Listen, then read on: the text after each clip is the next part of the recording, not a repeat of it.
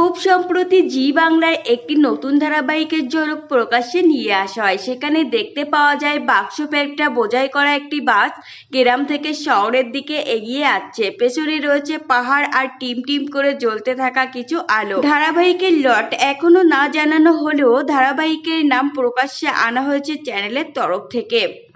এই ধারাবাহিকের নাম হতে চলেছে দুলাই। নাম শুনেই বোঝা যাচ্ছে যে একটি মেয়ের গল্প নিয়ে তৈরি হবে এই সিরিয়ালটি। তবে গল্পে ঠিক কি দেখানো হবে সেটা এই মুহূর্তে জানানো হয়নি।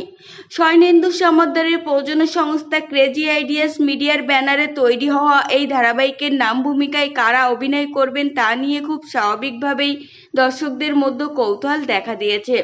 ধারাবাহিকের প্রথম ঝলক যখন প্রকাশ্যে নিয়ে আসা হয় তখন অনেকেই দাবি করেন এই ধারাবাহিকে অঙ্কিতা অথবা শ্বেতাকে যেন আনা হয়।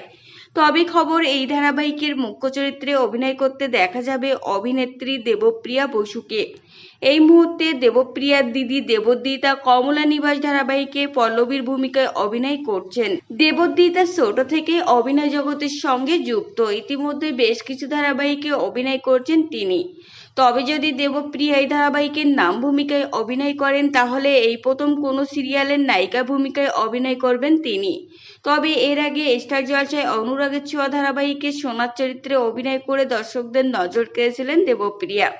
সূত্র মারফত দেবপ্রিয়ার কথা জানা গেলেও ধারাবাহিকের নায়কের চরিত্রে কে অভিনয় করবেন সেটা এখনও জানা সম্ভব হয়নি।